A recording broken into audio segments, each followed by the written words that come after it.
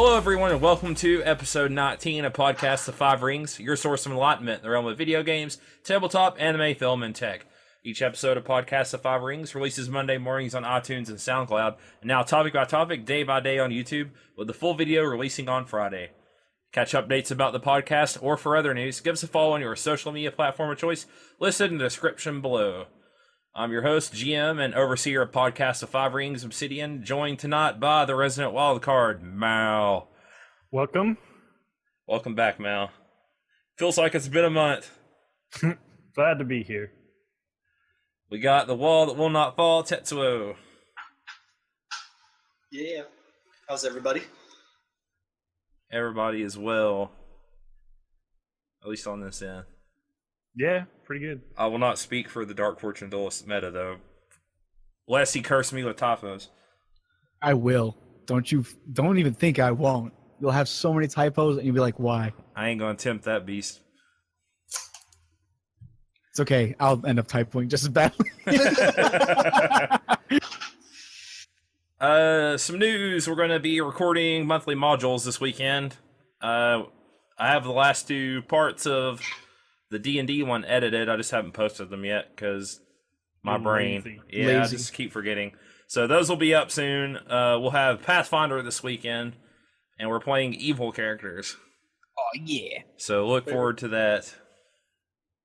You get to see us slum it up a little bit like the line group that slummed it up. We were the best line. I don't know what you were talking about at The all. best line is the line that gets the job done. Exactly. Got the And job we got done. the job done. Two people me and died, but she got the job done. I'm telling you right now, if we ever go back to those characters, I'm going to lie my ass off and take all the credits. We will take the credit. yes, we will take the credit. Wink, wink. I don't think that I can try to take the credit on that one. No. You can with your ancestors. I can't believe They believe you. we still beat that one. I can't believe we still beat that. Yeah, it was rough. That roll, man. Yep. All right, Mal. Let's get this thing started because we got card discussion today, and it usually runs a little long. So Yeah. I mean, forever. yeah. So We're in let's- the Phoenix. Let's get right into it. Yeah, we got their story last week. It set up nicely with Shiba Sukune. Ends up being the new. She ends up being the clan champion because apparently they're dropping like flies. Yep. Poor Ujimitsu, the little Gone phoenix before that his could. time. It's you. I never knew him. He was actually a neat, interesting character, more based on his backstory than anything he did in the clan war, but that's... I don't want to go off on a tangent. It was the return of Spooky, though, which I'm Yes. happy about. Yay, Robert Spooky! Denton. Well, he's a good, he's A good friend, writer. a friend of ours. Yeah, he's a friend of ours. He's good. He's a decent writer. He's a good writer. He's okay, I guess. Maybe. Yeah, Yeah, I liked how it started. People seem to like him, you know. No. he's okay, I guess. I thought the fiction was good. It gave us the most like change that was kind of dynamic and I From guess the original game. yeah, and that felt natural. Like Yeah. it felt the change in it felt less forced. It makes sense if anyone to have a different kind of clan champion, in my opinion, that the Phoenix are because they're not really tied to bloodlines and it's all about like who the soul of Shiba chooses in the sword and stuff like that. I got And a question for Sukune you. was a good one. Who was the original champ for those like myself who don't know? It was Ujimitsu. No, I mean, and Ujimitsu. like, wait, so you mean like Ujimitsu wasn't dead in this in the original? No, he he lives was for a not. little bit, and then he does end up dying, and Sukune takes the mantle, Yeah. I believe. I think it's on the Day of But- Thunder. Yeah, well, it's like a little bit before it, but yeah, pretty much during the end of that arc. Oh. But the elemental masters are different. Yeah, Tadaka is not yet the Master of Earth, and I believe Uona is not yet the Master of Air, so Right. Huh. we still have That is interesting to Ujina. know. Ujina is one of the coolest, like, old characters. He's the nameless one. Basically, his wife ended up Yeah. turning into a shadow ninja chick that birthed Kaede, his daughter, and he's, like, all scarred and messed up because of it. And he's just a great character, so I'm glad he's back, at least. Oh well. Well, Yeah. hopefully he lives up to his history then. Maybe he'll get a happier story this time around. Maybe. I don't know, because I really liked Kaede in the last one, so. I do too. she's still around, I'm sure. Yeah. She might. But if Ujimitsu doesn't have or not Ujimitsu, but Ujina, if he doesn't have the same kind of bad backstory, then who knows if Kaede will be the same. Well, should we get into the cards? Let's get into the cards. Move right I think into I think we're all pretty positive on the fiction. So Yeah, the fiction. It was a final while thought ago. for me. It was fiction was good. Still setting up characters. Yeah. yeah, No big moments. Maybe the last one before they'll kick it all off. we got Gen Con in 3 weeks. Probably. I can't wait to see what the story tournament prize is going to be. Yeah, Yeah. we'll see what that is. Still in the prologue. Yeah. First up, we've got the Ishiken Initiate, which is 2 fate for 1/1, 0 glory. Not so great there. Shugenja Void. This character gets +1 military and political for each claimed ring. And it's 2 influence. Oh yes. It's not a bad card. Yeah. Keeps Grows getting better later as in the time- game. Yeah. Or because it's anyone claimed, not rings you've claimed. Yep. Yeah. She's go on, Tets. I was just going to ask, is it's claimed over the course of the game, not claimed in this particular round, turn, It is. whatever you want to call it. Yeah, because they stopped being claimed after Yep. on the It reset. resets. Yep. Yeah, I was gonna say otherwise they'd be really powerful. Yeah, that'd be Right, super yeah, good. that's what I was saying. They were thinking. She's even still good because I mean, just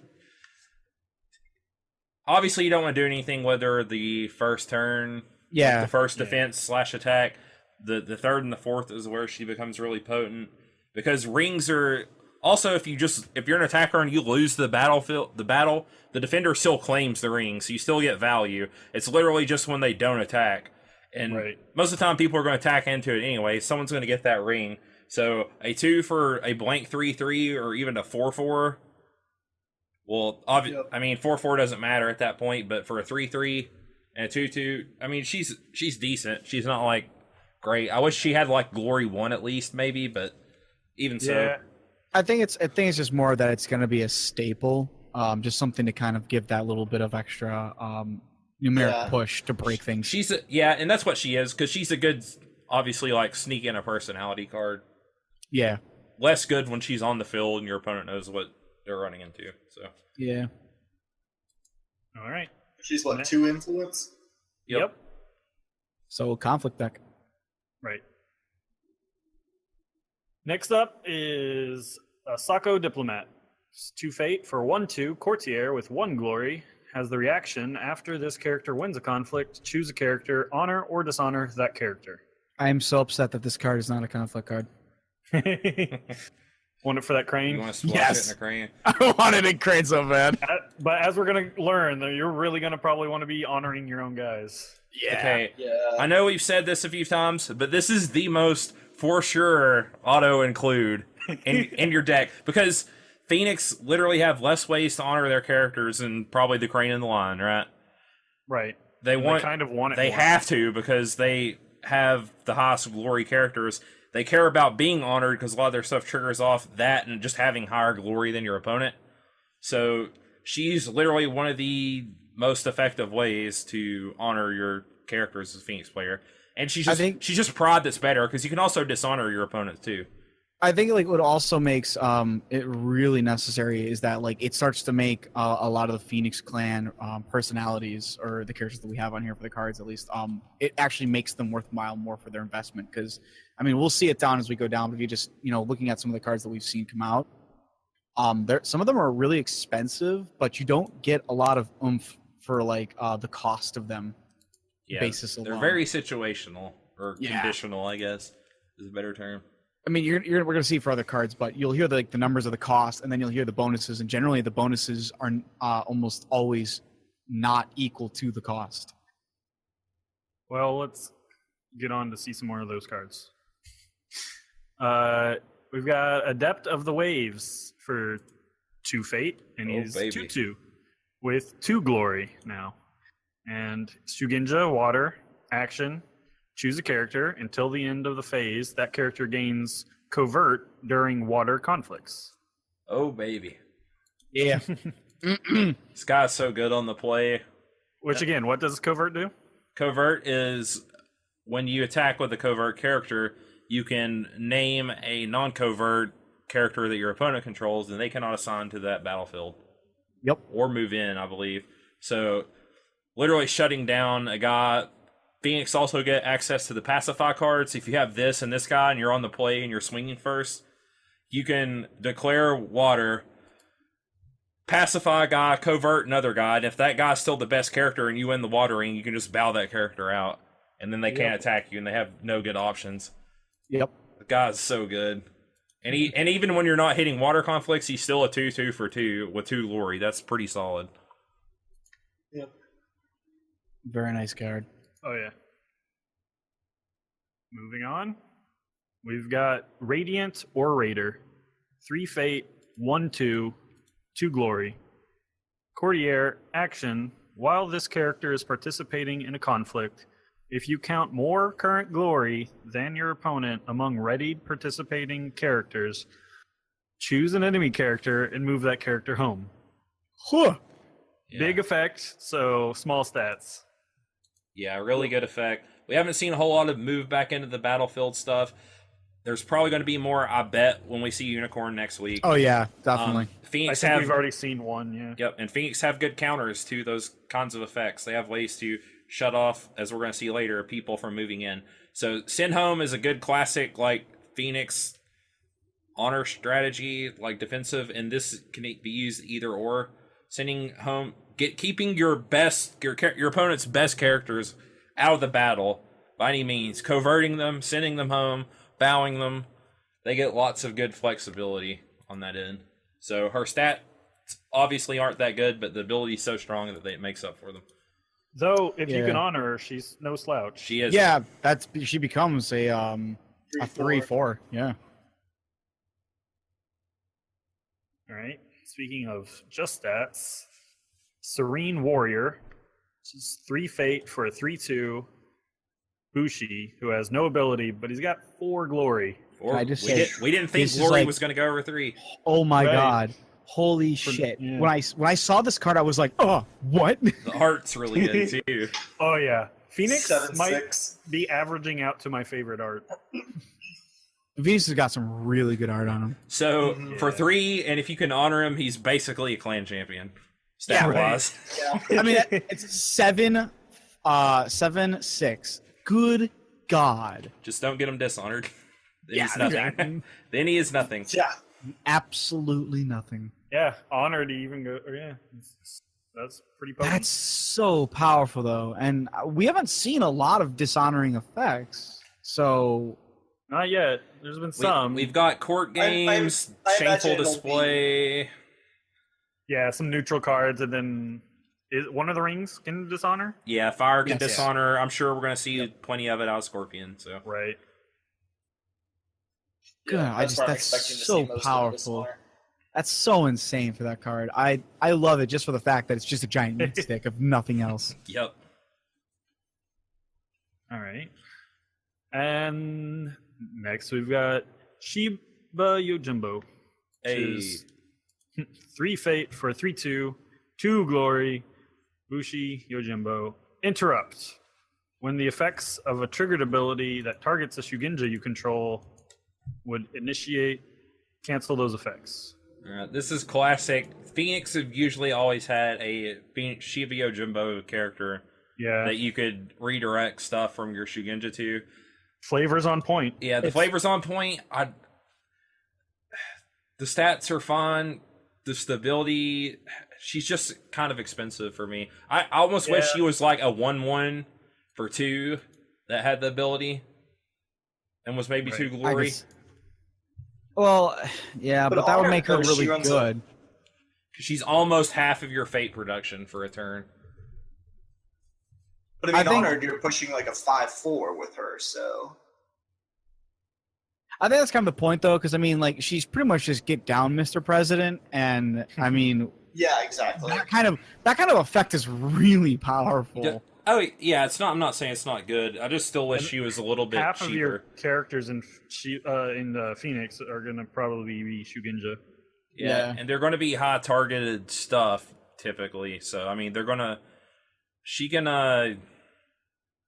I think she can even do it with ring effects because it's a triggered ability of the ring, I think. So if they like ring of fired, you're like, well, you couldn't do it to like your 4 glory guys, but to like one of your Shugenja to try to dishonor them, you could redirect it to her, stuff like that. So I mean, she's not bad. It's just it's a lot to when a character can get like killed and you kind of like, even if it's like a 2-cost Shugenja or a 1-cost Shugenja, and you just lose that kind of extra fate. It can be wonky at times.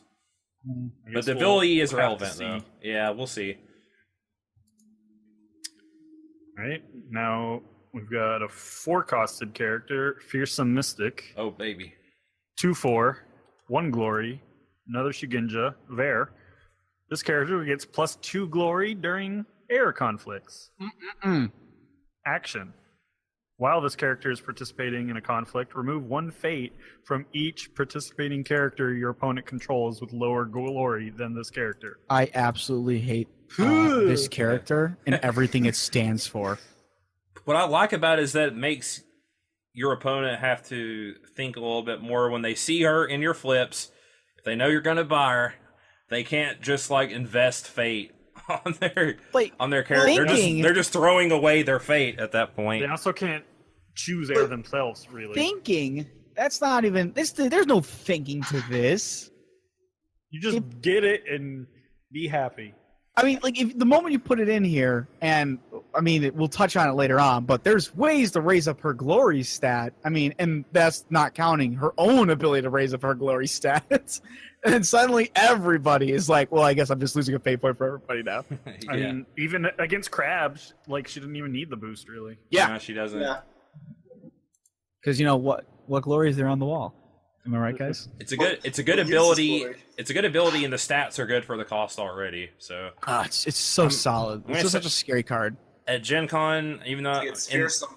in the side tourneys, I'm going to be playing Phoenix. I'm just calling it right now, and I'm going to try to make Honor work. And this is going to be a card that's an auto include in my Honor deck because you're going to be going for air a lot. I just think, like, just in general, just looking at this card, and this is kind of like where I'm coming from, is that when you throw her at a conflict, let's just say that you get a +2 from something for glory. That costs money to face, not just because you might have to use your own cards to still win the conflict, because anybody you send there to defend the conflict is going to lose a fate point if they've got less glory. It's also a way to just drain honor out of your opponents because if they do invest fate on their characters, they're obviously, if they want to stick around and not be stupid, not just lose their fate that they invested, they're going to want to not have them at that conflict. So she's a good swing into, well, I guess I put fate on all my guys. Maybe I don't have anyone that I really want to defend with. In this case, I'll just have to like lose the honor. That's what I'm talking about when like she is so versatile that there's a lot of different kind of scenarios that she puts your opponent's mind into. It's just she's a very scary character. Yeah, I mean, she's I'll say she's one of my favorite cards. oh yeah, love her art. All right. Now on to a unique character, Isawa Atsuko. 4 fate for 3/3. 2 glory, Shugenja Void. Action. During a Void. Is that Yeah, Void Shugenja.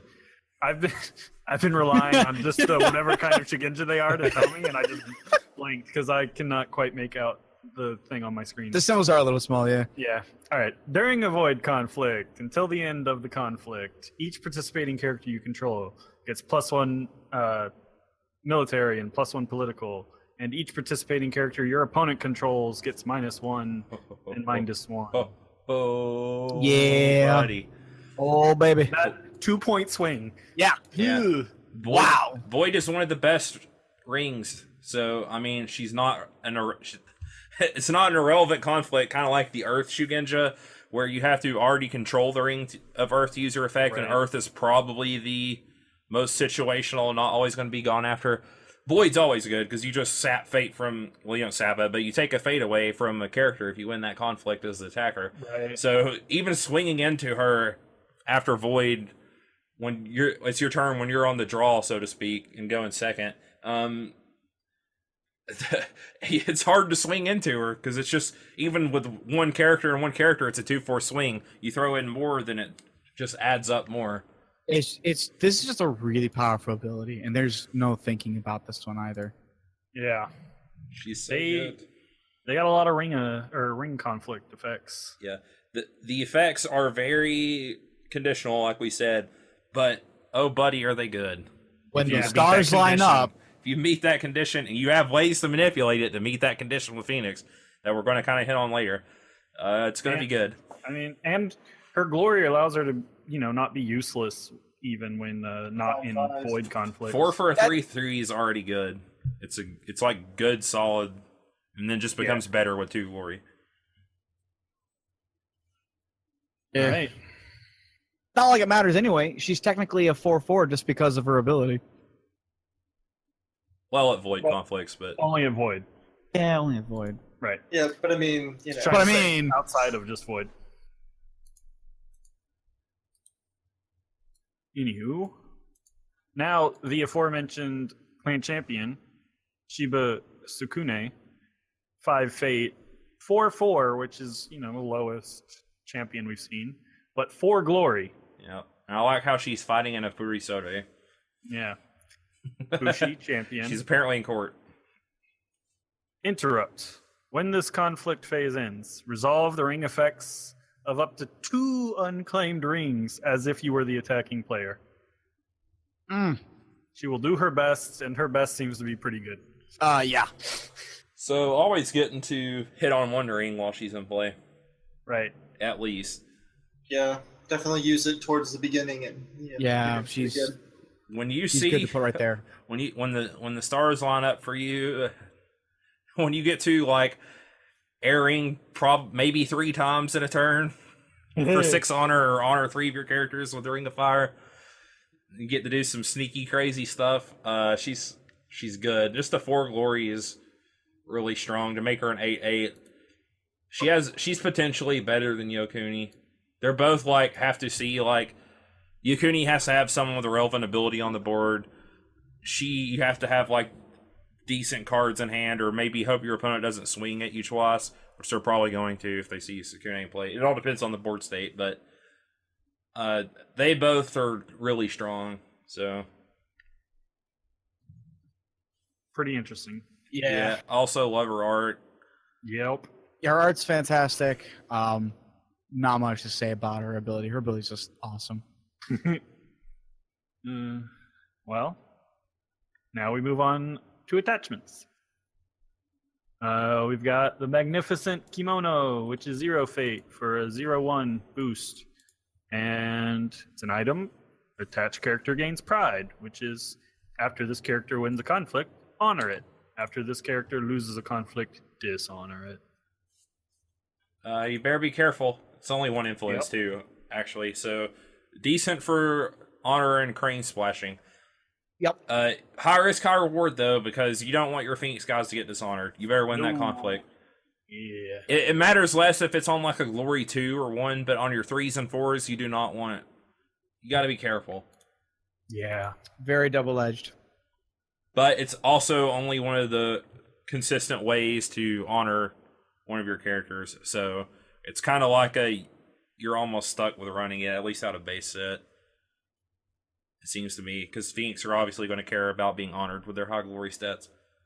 Well, I think as long as you, technically, as long as you attach the item, and then you don't even have to pay anything. You just throw it on there. As long as you win the conflict, then It's a good, like my last action in the conflict. Yeah, I already exactly. know I'm going to win, or if I need that one more skill to break the province, or even just win the conflict. you just need to win the conflict. I don't think it'll break the province, or does the winning the conflict come before breaking a province? You can do both, and as long as you have more skill than than the defender, or as the defender than the attacker, you win the conflict. And you have to meet. Even if you don't break, right? Then you additionally and you still resolve the ring if you're the attacker and you still won, even if you didn't break the province. Okay. And then Okay. No, I want to make sure for order of operations here. Yep. And then and then if you have more, then you break the province as well. So Then yeah, I would just throw this thing down at the last second. I'd be like, bam, Yeah, it's not a good. I'm walking into this because then your opponent's going to go. Well, now I have incentive to defend against this. So Yeah. All right. Now for our preview card. spoilers. Grasp of Earth. 1 fate for +1/+1. It's a spell and it's Earth. Attached to a Shugenja character you control. Action. During a conflict, battle this attachment. Opponent's characters cannot move to this conflict or be played from the hand until the end of the conflict. 1 influence. Oh, baby. That is good stuff. Your best first action. Yeah. This is one you unfortunately have to kind of like mask to your opponent because you don't want to play it as the first action to attach it to one of your Shugenja. You kind of want to have it beforehand. Also, an ability that can be used from home. Oh, yeah.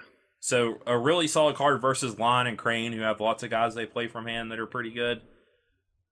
I expect lots of Scorpion as well. Yeah, probably, since they're going to be very sneaky. So this is just super strong. People who splash Phoenix are probably always going to splash this card if they have Shugenja in their deck. Yeah. Yep. I could see this being run in Crane a lot. Oh, yeah. Definitely would throw this in a Crane. Ability to make people not come to my battlefield is awesome. All right. Now we've got an event for 0 fate. It's Supernatural Storm. I think my favorite art for the Phoenix. It's really good. It's a spell and it's water. Action. Choose a participating character. That character gets +X military and +X political until the end of the conflict. X is equal to the number of Shugenja characters you control. Ooh, it's so good. Oh, yeah. As we said, probably half your deck's going to be Shugenja. Yeah. They don't have to be at the battlefield either.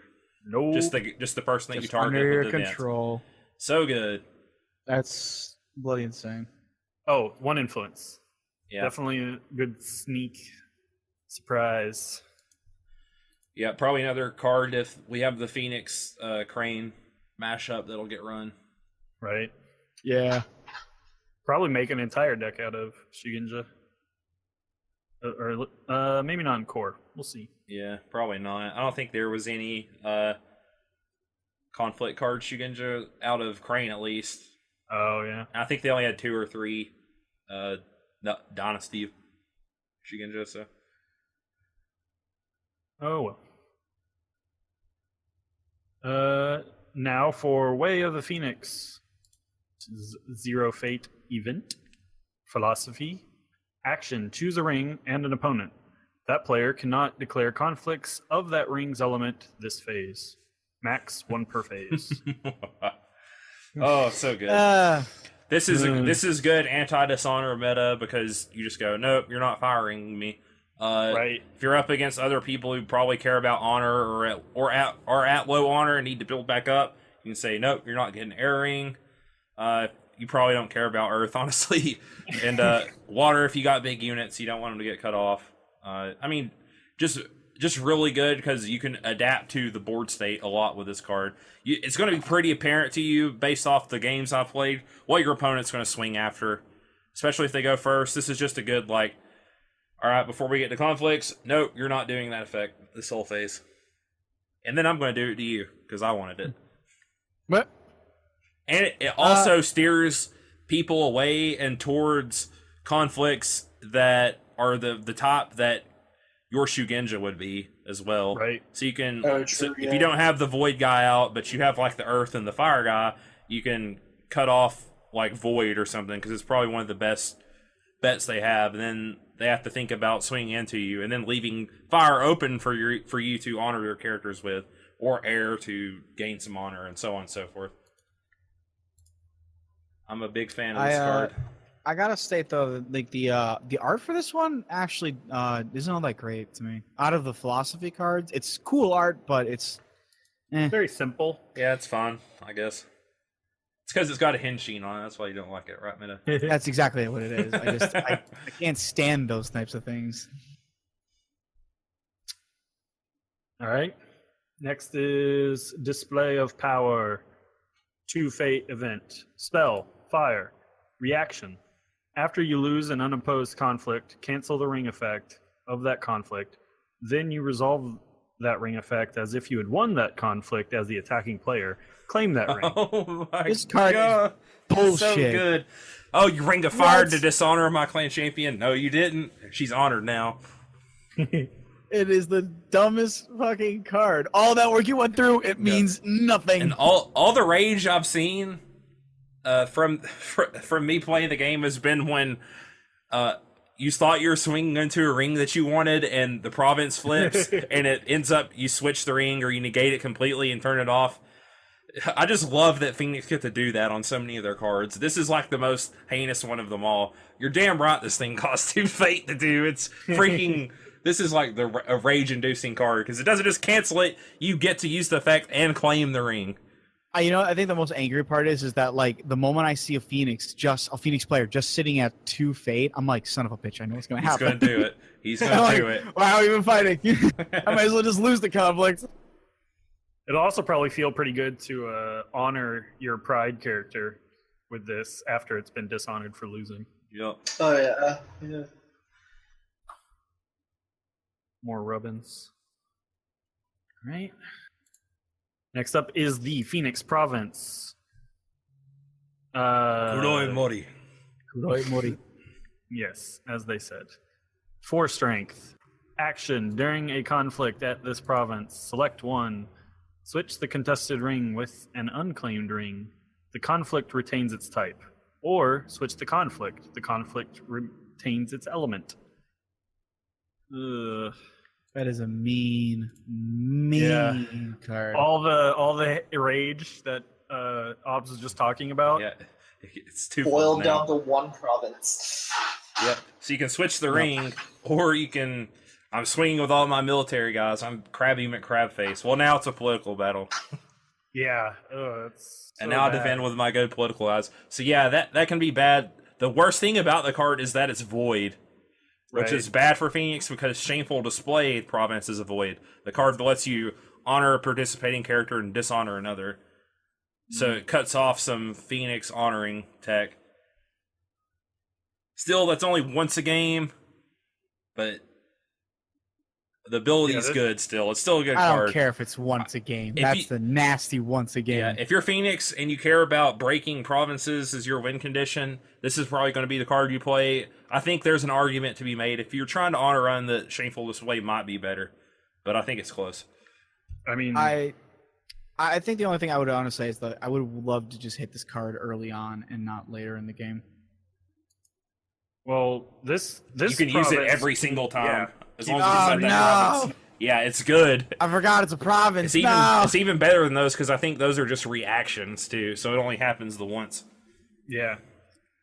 This, and if you think you can win, you could even switch it to, like, fire. Well, like then honor I'm and dishonor. never attacking that province again. Yeah, pretty much. It plays into the whole defensive theme because you can claim rings and resolve their effects without even attacking. Never going there again. It makes me feel like they're the clan that has the best chance at winning honor, which is why I'm going to play them. And then get crushed by Scorpion Dishonor Tech because it's probably gonna be the complete antithesis and counter to this deck. Watch it. Crane with Scorpion where you just negate events. Yeah. All my events, I don't do them. No. Take that, Abs. You're cheap Kuroi Morty. It'll happen. That's always because I played honor decks all the time, constantly. I always get like kicked out of top 8s or just like raffle stomped by dishonor decks. Setting yourself up for disappointment. Yep. Hey man, I wouldn't be a line if I didn't. Wait, what?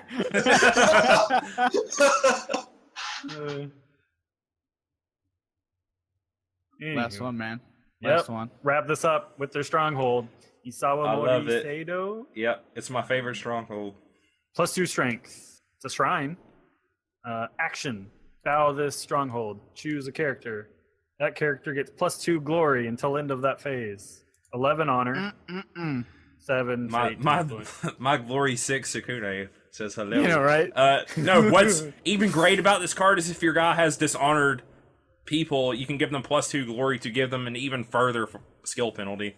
Yeah. It works both ways. That's why this is my favorite stronghold so far. The zero glory crab that doesn't care about it being dishonored. Well, yeah, then you just glory your guys. See, this is like, oh No, man. then you pump them up to 2 glory, and they got weaker. Is what I'm saying. Oh yeah. They don't. They're like, oh, you dishonored my character. I do not care. And then you just Now I give him glory. It's, Now I care.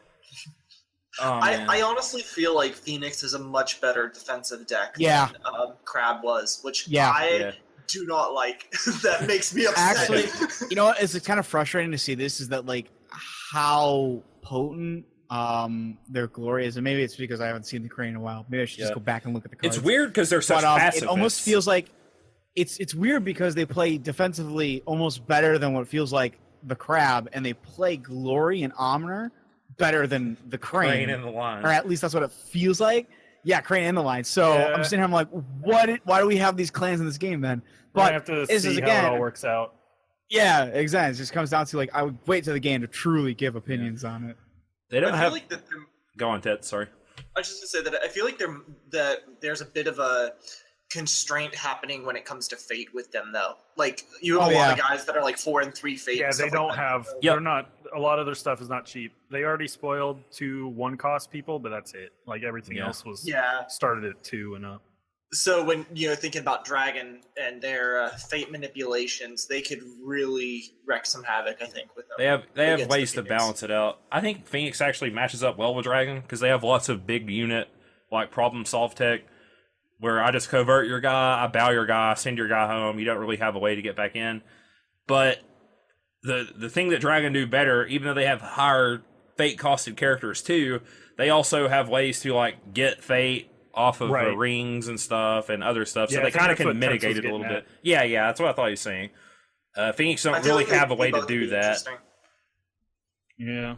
There is the Know the World card where you can switch and then claim like the fate off of a ring that's unclaimed to help you out, but that's late game. So Yeah, I'm guessing their defensiveness comes from them being the pacifists and not wanting to attack, whereas Crab have to defend but then still fight the things that they're defending. the crab are more counter punchy, so they still want to attack you. I can see Phoenix decks where you don't necessarily always attack every single time. Yeah, coming they can about. be a little bit. Yeah. So in that like kind of explanation, they are more defensive, I guess. Yeah. So I don't know. I'm really happy. I love the ring manipulation stuff. The ring stuff is still kind of like my favorite part of the game, and that they get to do that, and that they seem like they're the clan that's going to be easy to honor with out of the base set, and thematically and art, they're my favorite so far, and that's just who I'm going to play more than likely. So really happy with what I see out of Phoenix. Cool. All I'm right. glad you're happy. You sound so glad, Mel. Just All right. the happiest.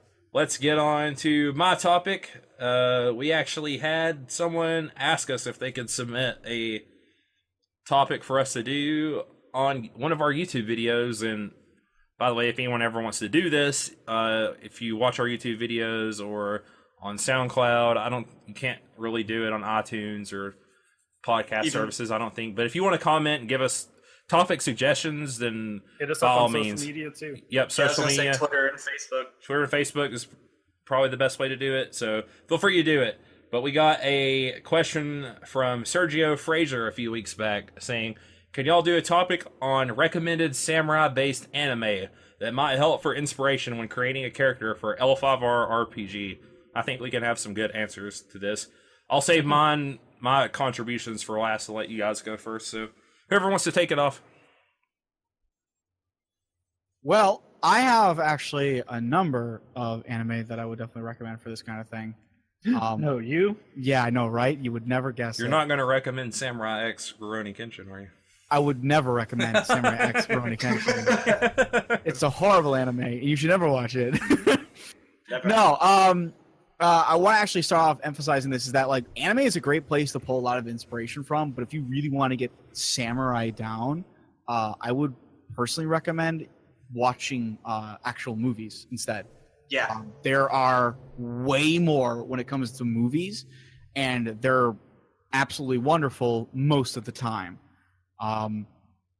I don't know why. Just maybe it's just me, but maybe I just have bad luck finding it. But I don't generally find that most anime. There's very few actual samurai animes out Yeah, there. I was gonna mention Japan doesn't seem to be all in on doing traditional samurai anime. They're not. And I was actually that's the point that I was going to bring up. Pretty much what you just said is that as opposed to anime, Akira Kurosawa, that's go-to. Akira Kurosawa, anything. But if you do want anime, Yes. Here we go. Seven Samurai. Samurai 7. Yep. Samurai 7. I always forget which Samurai That- 7, that is which is the anime version of Seven Samurai. That is nothing like Seven Samurai, other than the characters that they took Yeah. the names from. But They still already very do good. Do samurai things. Still very There's, good. sacrifice. We're all talking. Yeah. Seven Samurai, Samurai 7, depending on where you're from or what to call it. It's good. It was based on the film, which again Bug's I would Life. recommend you probably see that. Yes, A Bug's Life is what it's about. It also has a good dub if you like dubs. Yep. So Like- I mean, like that Mao. that series is pretty good. The only thing is that it's futuristic. So if you're kind of looking for The Noble past? City. Yeah, well, that kind of gets into they don't like to do typical samurai stuff. It's always samurai themed with a twist yes. or something. If you wanted though, and this is where I actually really legitimately recommend this. These are the two that I think are by far the best out there. Samurai X and Samurai Champloo. I was gonna say I Samurai think- Champloo is pretty good. Those are probably what I consider to be the most wonderful. Samurai Champloo is by and large newer, and really the only twist to it is that it tends to take a hip hop thematic Yeah. to a lot of its music and whatnot, but it does But really the character well. Gene is your Yeah. traditional samurai. Yes, Opposed very to much so. Mugen. Where Mugen is not at all. He's He's just a a guy with a breakdancer. sword. He's just a Sword. break dancer who's got a sword. Yeah, Yeah. but it is wonderfully Voiced by done. Steve It's, Bloom. Yep. I love the Yeah. dub. Yeah, that's it's- also a really good dub. the dub is fantastic. I would recommend it if you don't want to have to read subtitles. The dub is wonderful. Yeah. That one's definitely takes place in like an older time.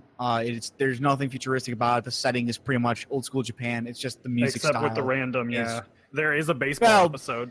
Yeah, there is a baseball episode. Which is great. It is a great episode. Wait, feudal Japan didn't have baseball? I believe Well, they it's, I don't- yeah. don't I they think it's time we Go on, man. broke this to you, Tetsuo. I'm sorry to say, but no, they did not have. didn't they baseball play in Feudal against Japan. Commodore Perry or Admiral Perry too, wasn't it? I believe they did. I think he was like the coach of the team or something. That's really how Captain Perry opened up the ports to Japan. Is that he challenged to a baseball game and won. Something like that. Something like that. This is real and- history. The music is done by the same person who did Nujabes. New Japanese. blah blah blah. I'm blanking on it. Space Cowboys. Yeah. Yeah, it's the same Cowboy studio Bebop. too. Not- Same studio. Yeah, and Samurai Champloo is probably most well known for the fact that Nujabes helped write a lot of the music, which is he's a fantastic artist. He's come before his time. Yep. yeah. Rip. Yeah, Right, in Nujabes. the sense of what Samurai or Cowboy Bebop did with the blues, you kind of have with hip hop with the Oh, yeah. Samurai Champloo. Yep.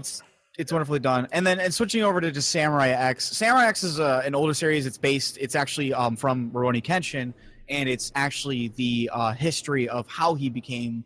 Yeah, which it's led more up to- serious. It's far more serious in that regard. Depending on And especially all depending of on the The best OVA ever made. It's God, don't. So it's probably one of the best OVAs ever made. It's absolutely wonderful. It does a fantastic job on so many things, but it does have a hint of being in the 90s. It's definitely got that. So if that kind of thing bothers you, you probably will find less enjoyment. But if you can get past that, it's hands down one of the best things you can pull inspiration from. Especially because it is historical fiction, which a lot of it has history involved in it, even if the characters themselves are oftentimes fictional in nature. Even regular Rurouni Kenshin has plenty of good stuff to draw from. Oh, yeah. Yep. Although definitely the manga in that regards. Unfortunately, the anime was canceled out and has a lot of filler that was not that great. Yeah. Do you have any to add, Tets, before I put in my 2 cents?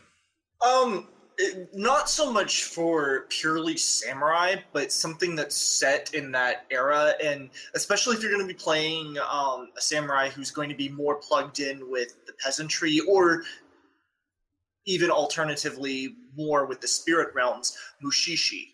Yes, I think is a great anime to watch. I would even say, oh my gosh, what was the one that was Moribito? Yeah. Oh, Moribito's Moribito's fantastic. That's a good Oh, yeah. that's a good one. That's pre-samurai era, but it's got some pretty good scenes. If you want like some spiritual, Right. like Shugenja kind of ideas, if you're more into that, then that's a good way to turn. Yeah, I mean, you've got stuff like I'm kind of iffy to recommend it, but you got stuff like Ninja Scroll, which was decent. in my Everybody's eyes. seen, everyone's seen Ninja Scroll. Sword of the Stranger was a. Oh, yeah. That's on my list. Stranger That's, Buko Hadan. Yeah, that's a good one for Ronin, and then you get to see some like foreigners with the Yep. Chinese, Yep. and then the action scenes are just great. Oh yeah, definitely. It's really good. It's one of the best like anime samurai films, probably. Oh yeah. I'm going to add Shigure, which is a very like traditional. If you want like a story of revenge, kind of like almost like Kurosawa-esque anime, Shigure is really good. If you are into like more supernaturally kind of ninja stuff, Basilisk is also a decent watch. Yeah. Lots of ninja antics. It's also very shonen-y though, so I would say the only thing about Shigure, and I think the only thing I would say about Shigure and Basilisk is that Basilisk is very. It's kind of its own beast, and Shigure is just fucking. Oh my gosh! super it's- violent. Wow. Yeah, it's insane. It's really good. Wow. And Definitely go with the mindset that everything is fair game if you go into Shigure. so I think to answer Sergio's question, it more depends on kind of the game that your GM's running. Is probably if it's more serious, you can draw on stuff like Samurai X, Samurai 7, Shigure, Basilisk, Sword of the Stranger. If you want more silly stuff, maybe more towards Rurouni Kenshin or Samurai Champloo. But also, Goku Basara.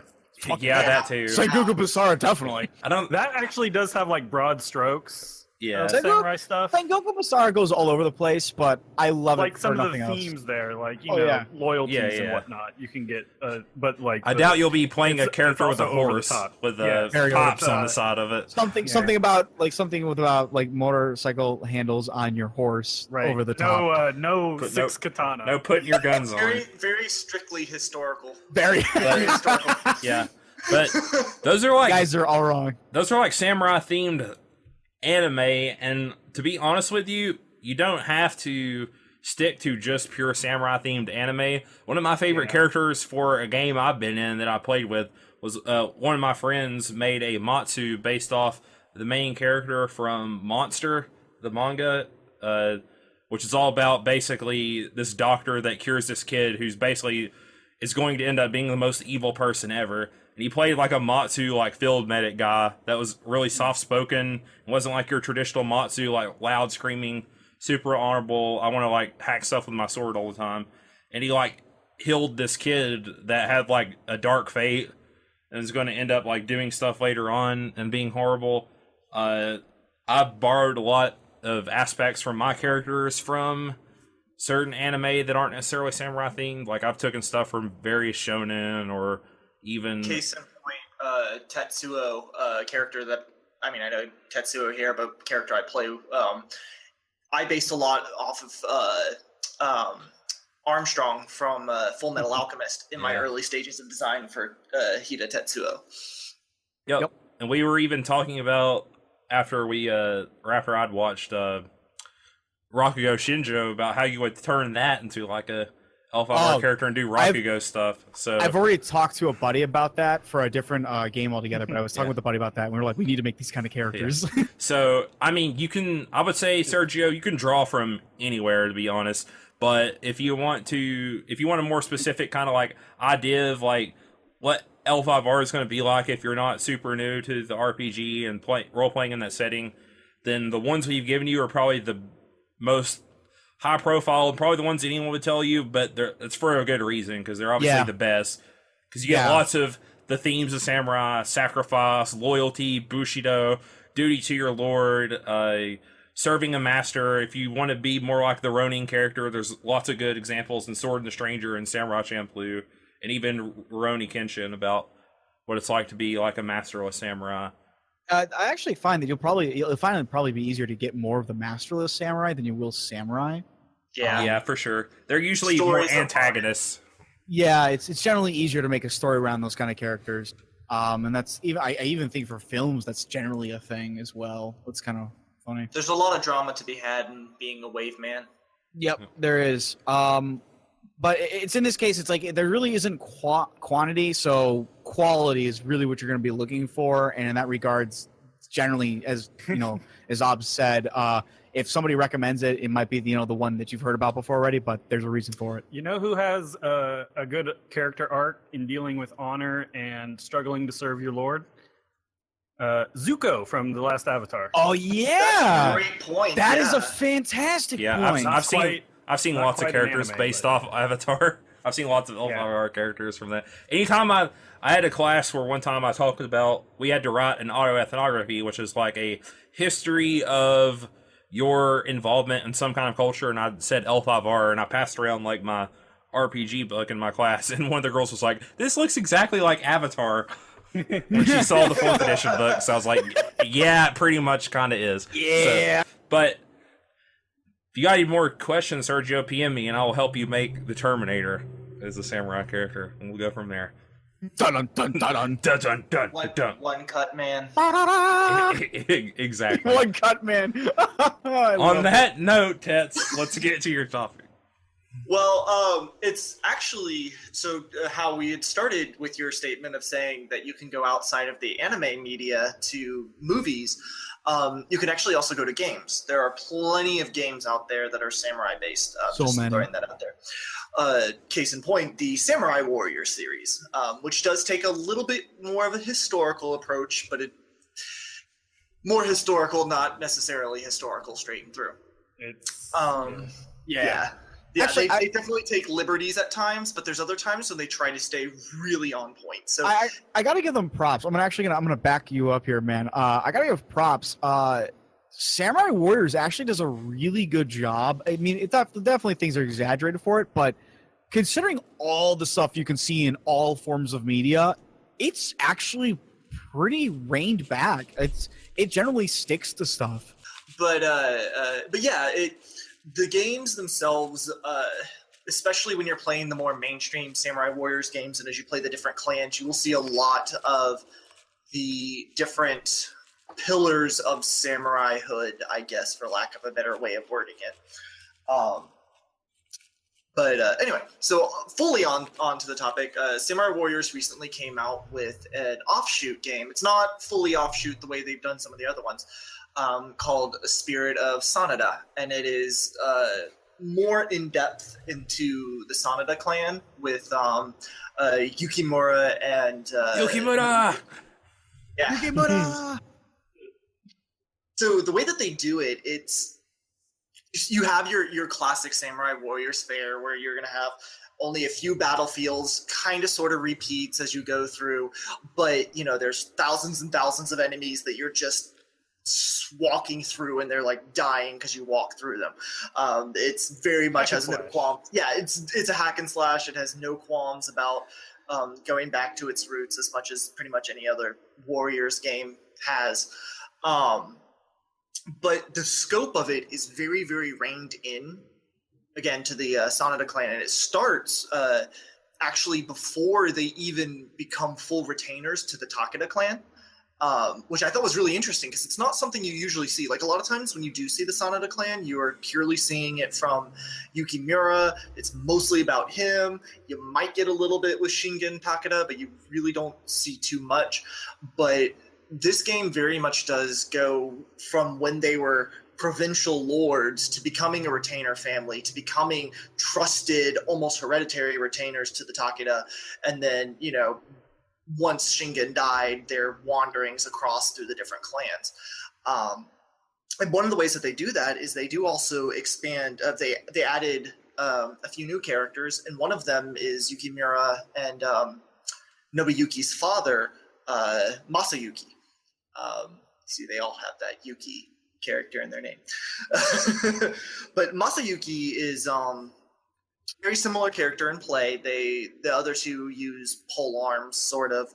And so, well, spear and double-bladed polearm thing, and then he's using a bladed flagpole with kind of very traditional. panels. Yeah, it's again the whole samurai warriors. A lot of their weapons will sometimes be very distinctly not like one character who wields bladed hula hoop thingies. So, they're not going to necessarily always be traditional, but the battles usually are. And speaking of the battles, one of the new mechanics that they introduced, the battles you would sometimes just kind of like they would cram days worth of events into just one battle, and just kind of so that way you could get through it, and how long it took you to complete a level, and they would be more just kind of like objectives that would pop up were these major events that happened in the battles. But Spirit of Sanada, they introduce what they call multi-stage battles. And so that 10, 20, 30 minutes that you're playing through is going to be a small portion of this much larger battle. And so they can really focus in on some of the events that would happen. One of the case in point battles that you see pretty much every Samurai Warrior game is the battle at Kawanakajima, which was one of the big battles between Shingen Takeda and. But they've always been like it was like a days-long siege. There was like a whole bunch of things that happened. Takeda did all kinds of underhanded plans. Uesugi totally crabbed his way through and just marched through everything. But into each of the smaller events, so you can really get down into Takeda's woodpecker plan. The day that the fog rolled, one of the days there was a huge thick fog that he was able to use, and that's its own event, own small battle in the game. So it was really interesting how they kind of been even further than what I thought they really could accomplish. And they do it well. See, that's the most interesting thing it sounds like to me, because my memory of all the Samurai Warriors games is basically it's crazy. It's all over the place. There's so many different historical samurai that you can play that I think a more focused revolve around one clan and have their one narrative is more appealing and interesting to me. And it's not to say that you don't have a broad cast, because you're going to be playing anybody who at any time the Sanada were allied with, and at any given point I think there's only a few clans that they did not ally with at one point or another throughout the Sengoku era, but they're limited when you can play them based off of the time frame that the game is going on, and you have a few core people. One of the other cool things that it does, though, is that during these multi-stage battles, they will say, at this time there was this other battle happening on the other side of Japan, and then you have the option, if you want, you can play out that battle before going on to the next chapter, or if you don't want to, you don't have to. You can just kind of bypass it. So it still lets you play some of the other beloved characters from the franchise, but you don't have to. If you want to keep the focus on the Sanada clan, you want to kind of keep your choices reined in, it does that. It gives you that ability too.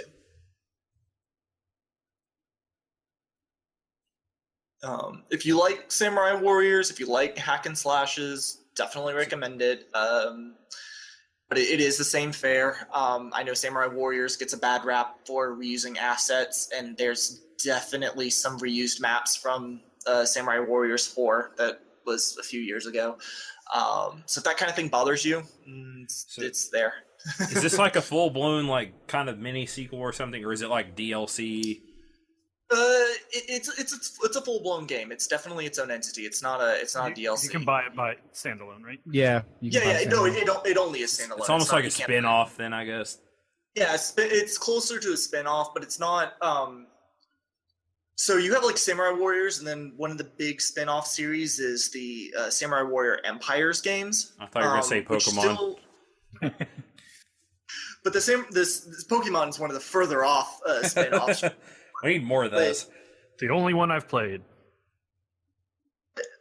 the Empires game is much closer towards the core, and so this game kind of falls somewhere between Empires and the core line of Samurai Warriors. It definitely is much more just a reined-in story of a particular clan within the many clans of the Sengoku era. So you're telling me there's a chance we'll get the Moooore spinoff, right? I would love to get the Moooore spinoff. Like you can play as them. There's definitely a lot of the side battles is with them, but I would love to have a focused game on that. Like if they're going to start doing this, where they start focusing on some of the smaller families and stuff, I would love to have a Moooore spinoff. They're the other Or side of Dante. Japan, right? Yeah, If I remember correctly. Like the they're further south. Yeah, They're, the Shingen are like more central Japan-ish, right? If I remember correctly. Shingen was Or Takeda. the province of Kai. Yeah. The Takeda was the province of Kai, which is just north of Tokyo, of current-day Tokyo. So it's not too much further away. So it's kind of central, but it's like northern central. There was only a few clans that were further north, including the Date, but the Date like had so much of the north, like just whole swaths of it. So that's kind of,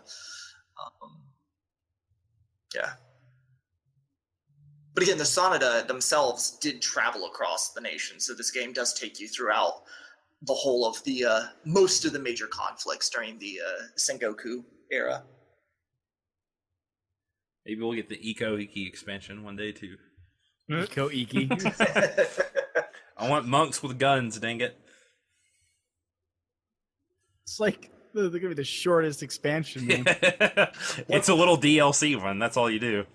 Nobunaga shows up and says, "Mm-mm." Yep. One of the funnest characters that I do enjoy is Magoichi Saika, who wields a matchlock rifle that can fire like stupidly fast, and again, not historical at all in that regard as far as his weapon goes, but he's fun to play. So and you get the opportunity in it. how many characters do you get to play beyond obviously our very own OG Yukimura? Well, so in as far as the Sanada clan goes, pretty much all of the characters that have been introduced for the Takeda clan, Katsuyori, Shingen, again, the Uesugis, Kagekatsu, and Kenshin, Kunoichi, who I know that that's not actually a specific person, but in the Samurai Warriors game, she's one particular character. They do split up Yukimura into adult and child characters, because when you do play as Masayuki, you have a couple scenes where you could choose to play as child Yukimura, and he runs around with a stick spear, and it's really funny that he can like defeat people on horseback with a stick spear. But Man, that stick will poke you, dude. Careful. I know, right? But all in all, I'd say there's probably I've gotten about a third of the way through the story, and I probably have about 30-ish characters I can play as. Crap, this sounds like a regular Samurai Warriors game. Yeah. I think at any point you are going to have the opportunity to play as all the characters. You just can't always play as all the characters. It takes a more like narratively battle, like linearly through the Sanada. Right. So like when you're playing through Masayuki's story, the Date, you don't have access to them. You don't have access to the what's his name, the youngest of the Shimazu family. I forget his name. Anyway, he was one of the characters in the Samurai Warriors game. You don't have access to him because at that time he's about the same age as Yukimura, so he's a small child. You know, he's not going to be on the battlefield around around the province of Kai.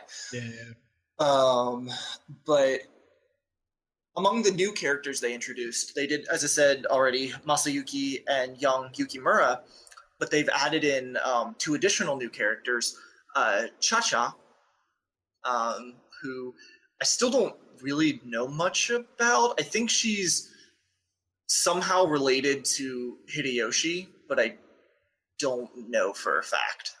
I'm not 100% sure on who she is and how she's connected. But the other one is Sasuke, who's a ninja.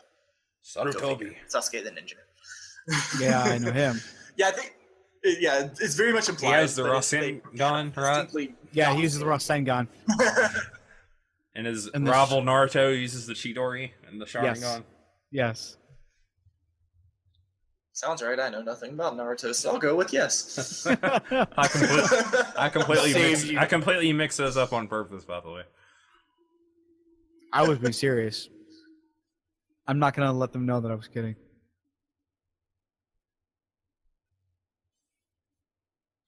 Yeah, it's definitely fun if you do enjoy those kind of hack and slash, games where you can dive into the story if you want, but at the same time you can just ignore it and just button mash and have fun destroying thousands of enemies. It's definitely a fun game. If you're looking for something that's very tactical, that's there as well. Because just like in any of the other Warriors games, a lot of times the battles will have many objectives. A lot of them you don't even know unless you maybe mess up on an earlier objective to allow more reinforcements to come in or something like that. There's a whole bunch of hidden what's the word I'm looking for? Hidden things that you have to do in order to get certain events to proc and to happen. Triggers, there we go. Hidden triggers.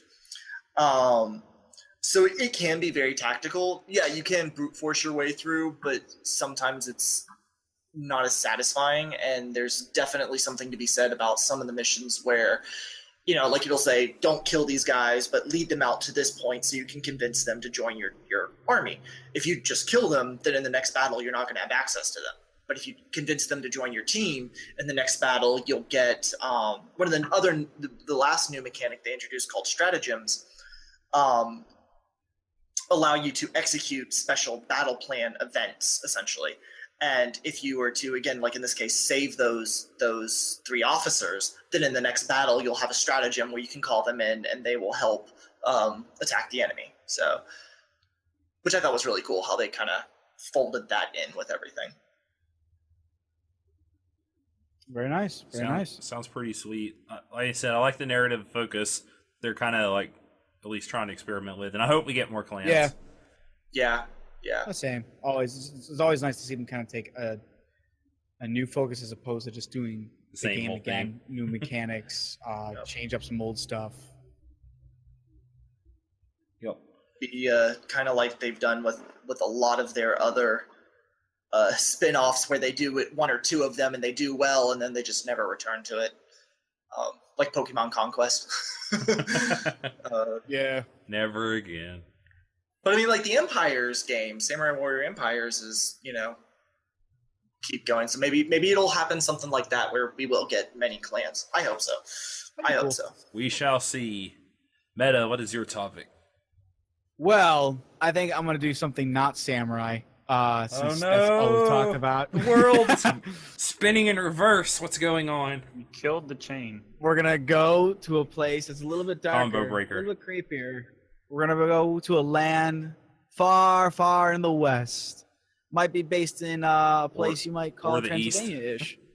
It's, I guess. Same east distance, Alabama, basically. Yeah. Same distance. It's whatever. Look, we're talking about Castlevania. Fucking damn it. Ruin it. Castlevania 1 for NES, right? Yes, Castlevania 1 for NES. And definitely not the new and amazing animated series On Netflix. on Netflix that you should go watch right now if you don't want things spoiled, because Use the that's code probably what's going to happen. P5R in your next Netflix subscription. No, we're not sponsored by Netflix. No, we are not sponsored. No, not at all. One day, though. All right, so you said I should go ahead and log on off and go watch it right now, right? Yeah, you should definitely log Yeah, off right now actually. if you don't want spoilers, because I can't guarantee we won't talk about it. So seriously. So I'm going to start off right off the bat and say it's freaking phenomenal. It's really good. 4 episodes, correct? Yes, 4 episodes. They're about 22-ish minutes long each. They've got another season already set to come in way next year. With, I think, Not this 10 year. episodes. 8. Oh, wow. That was 8. Okay. And I believe that's actually the ending of it as well. It'll only have 2 seasons, 12 episodes altogether. I'm fine with that. But It's absolutely wonderful. For a little bit of history on this bad boy that is called Castlevania.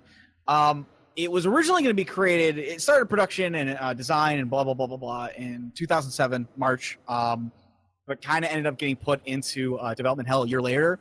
And then as time went on, essentially a studio saw it, wanted to pick it up, really wanted to get this thing done. They were able to negotiate a deal with Netflix, and Netflix was like, yeah, sure, let's fucking do this. And we have what we have. Now, it is written by Warren. I shouldn't say it's written as by him just alone. I think it's the same studio that did the Voltron animation for Netflix too, right? It's actually kind of a lot of studios. It's animated by Predator Studios and Powerhouse Animation Studios, and it's directed by Sam Dietz. Trevor Morris composed the show's music. Then you've got, then technically you have Netflix helping on production of it as well.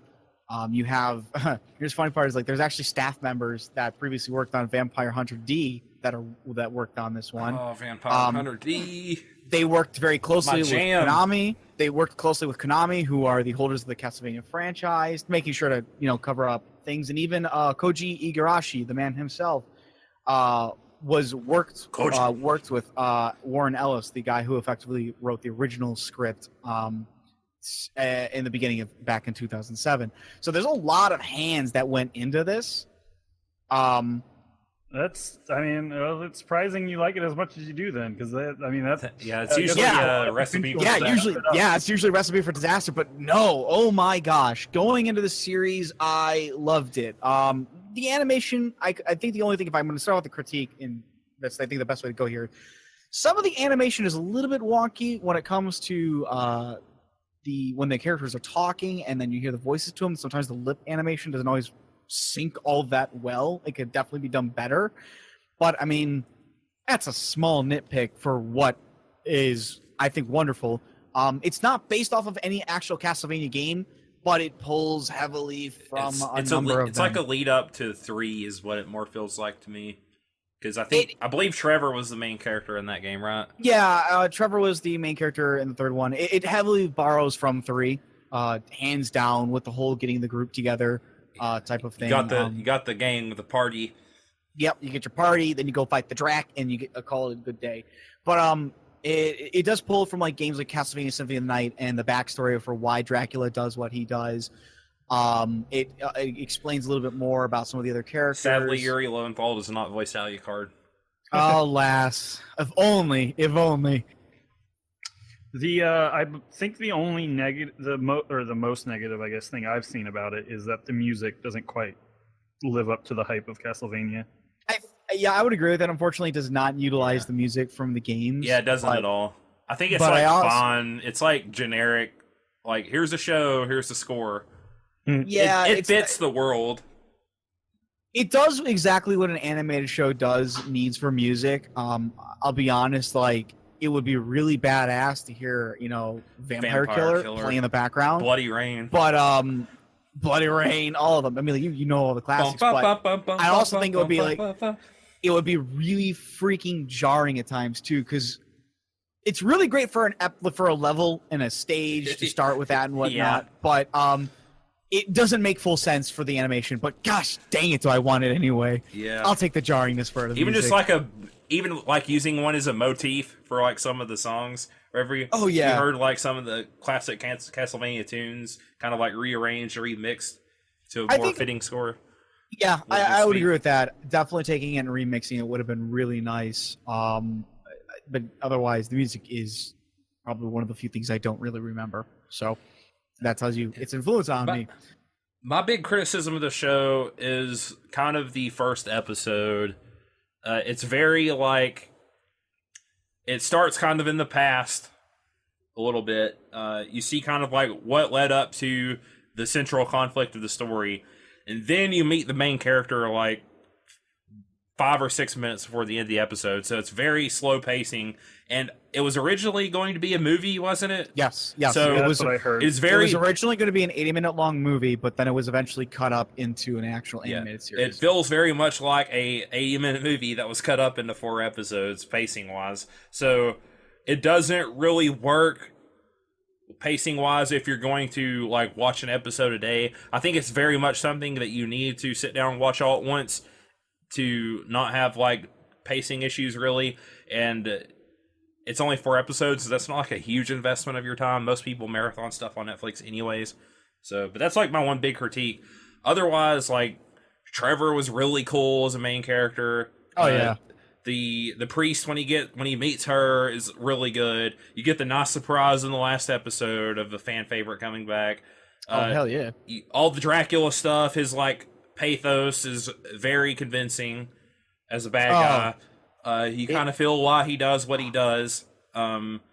It's just I really like Trevor a lot too, so it's really good. The characters are really well done. But you will not see, for any of you who are or more classic fans of the games, you will not see Grant the Nasty at all. He was not written into the script, so he will not actually. Maybe season 2 we'll see him. No, well, if they do the script for it, I think they might. But I also know that Ellis is writing. Warren Ellis is writing it, and he specifically stated that he did not bring in Grant the Nasty because he stated that besides, and I quote this, the stupid name. He felt the pirate was misplaced apparently in the setting, and that he wasn't going to have the time to fully develop the character. So it's the rule of threes. Maybe more of it. Maybe just didn't want to focus developing another character. I could see it. That was the most expendable. I mean that was like said years ago though, so I don't know if that's changed or not. But I mean, the 3 characters, the fact that you technically you even skip over him to get to a later character, Drax's own son, kind of gives me the impression that there's probably not going to be a change later on, but who knows? I could be totally wrong, and somebody will point out to me at some point. All the fangirl scream when that Alucard's on the screen. Oh God, I screamed. I'm not even a fangirl, and I screamed. I was like, oh, baby. That was Son of Dracula, come to Son me. of Drac. I would have done it if it was Yuri Lowenthal, but anyways. He's never gonna let that go. Yeah, which no one liked. I think that was the was it the PS2 version when they finally put the voice acting in Soten? It was a later version.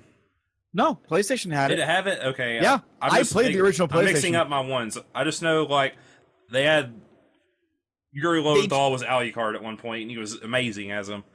There was they changed the voice actors up. I know by the time they released it for the maybe it was PSP Xbox that I'm thinking of. PSP on the Xbox live version, the voice acting was changed there too. They did a number of changes. Yeah. I played like 2 or 3 different versions of it. So. Oh yeah, so I keep going back to that game. Symphony of the Night was fantastic. Yeah, it was perfect. Really good. No flaws whatsoever. Yeah, dude, this series is fantastic. It definitely gets bloody. They do not hold back on that. The action's pretty good, actually. Oh, the action's fantastic. Now, what this is hopeful for me. I went in with like I try to set my expectations low because what's the one thing you always hear about video game adaptations for any kind of like visual media? Yeah, you got like Uwe Boll stuff. You have the Resident Evil movies, which some people like. I think they're complete schlock and don't like any of them. Oh, I agree. Like stuff like that. And then you can tell while it's not like completely like a masterpiece or amazing, it's a really good animation. You can tell the people who made the cartoon know about Castlevania, care about it, and care enough about it to have it feel like it's Castlevania. No. Well, if it makes you feel any better, you can potentially thank Koji Igarashi for that, actually, because apparently Ellis, when he was working on it, he was working with Koji Igarashi for that. The Koji wanted him to rewrite the damn thing 8 times before he finally gave approval to it. So, thank God for Koji. So yeah, I don't know how much if that's like how much it really affected or anything or not, but you potentially could thank him for it. Yeah. I don't know. It's not completely faithful, obviously, to any game, but it does feel like a piece of the Castlevania universe and something believable. And it's a really good, solid video game adaptation as you're going to like get. Speaking My of opinion. the producer's next work, did you hear what that was going to be? I did not. What is it? No. Assassin's Creed Oh animation. my gosh. I hope it's good. Yeah. I haven't seen the movie I heard bad things about. So. Yeah. Yeah. No, what's interesting, I think, didn't Death Note already come out, or is it come out this week? I have not tracked because I have zero interest. Well, Yeah. guess what? When it does, I'm going to watch it, and guess what's going to be a topic on the show? It has to be a topic. We can't. It's going to be so bad. then why does that need to be said further? Because that's why. Please don't subject yourself. I have to be Stop. that nitpicky. It wasn't like Don't- the anime. Bitch. Don't Give in to your masochist tendencies, okay? Hey I man, need you to it please. could turn out being good as much of Don't as- say lies like that. as whiny as yourself what to seems. this. Don't That's- subject yourself to this without a good bottle of whiskey. That's all I gotta say. That's true, actually. Drink drunk, so when you get hit in the gut, I might do that. I might like this weekend I feel after we like- get done RPing, like go, hey, let's watch Castlevania. I feel like that's the most Or not dishonorable Castlevania, thing you've but ever. I think Death the Note. most dishonorable thing you've ever said in your life, Obs, is that it could be good. If he takes a potato chip and eats it, it's going to be the best movie ever. I'm just telling you that right now. I need it. Or if we when get he some takes- delete. No, when he takes the bite of that potato chip, I need not only the potato chips to have like the most resounding crunch sound, but I need to see sparkles fly out of that potato chip I'll when he take takes a this bite out of potato it. When you chip can see and eat it it. enlarged so you can see texture. And he has to say Yes. all according to plan. And then I get to yell Keikaku and scream like a fanboy. No, he's just gonna say Keikaku, and then you're gonna. I would lose my shit if he said all according to Keikaku. I'll go, it means plan! That's what it means!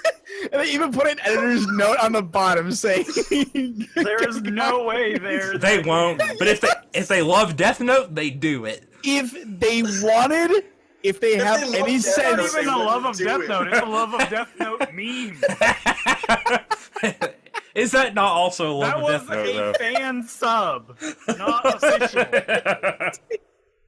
no, they need to do this. If they do this, I will immediately give the series a 10 out of 10. Oh my god, you know I will. So I'm watching that. Come on, Meta, you and me, we're gonna watch it and cover it. I next don't know if I can do that, man. You- I don't know. I want to go down that rabbit hole with you. then I'll do it and I'm rant thinking about I it. actually might enjoy it, but I know I'm the odd man out. This is when we- You might if you have it. Have you seen Death Note, Tets? Yeah, Okay. I read the manga, watched the anime, watched the other video movies that they had come out with. I don't know. I've enjoyed it in most of its iterations, including the movies. So I actually Alright. haven't watched any of the Japanese live action ones, but We should probably swing back to topic here real fast, although it's probably the end of it anyway. we're getting towards the end Probably anyway. wrap but up. Probably yes, wrap up here. continue Time to wrap saying up. what you wanted to say about Castlevania. Castlevania is perfect and wonderful, and if you haven't watched it, you're a total loser, and nobody wants to be a loser. I give That's it. right. I give it a solid 6. You're disgusting. It's and I pretty hate you, good. Abs. That's a good score. It's really I good. would. ouch. It's- Is it a 6 out of? Yeah, it's actually 7.28? if you give 5 out of 7, you should be fine.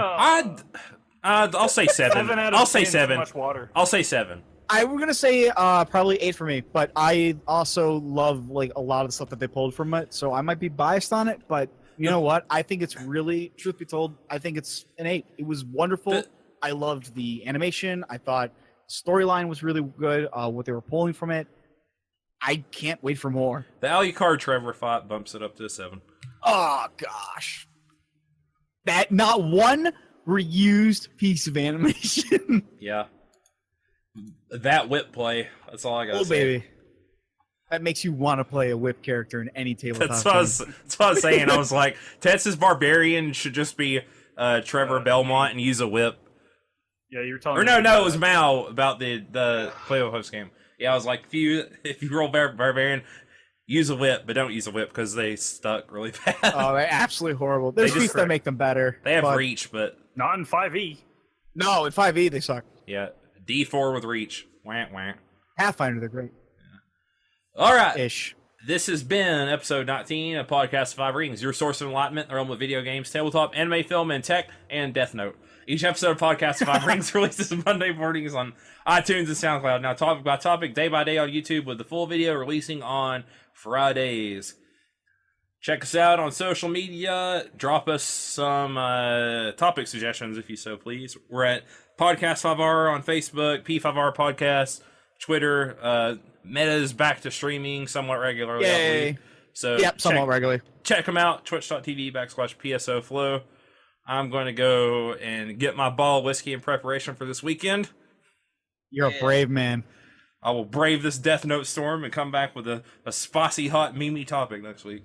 All we're gonna find is like your seppuku note. Yeah. That's all we're gonna find. I'll just talk about the Sitting there unicorn in waiting my for the monthly seppuku module haku. to start. And... If you are seeing this, it is because I've committed seppuku. He didn't make because it. Yeah, I'll just leave it a PM in Discord. All right, enough Mimi. We'll see you guys later. Bye. See ya.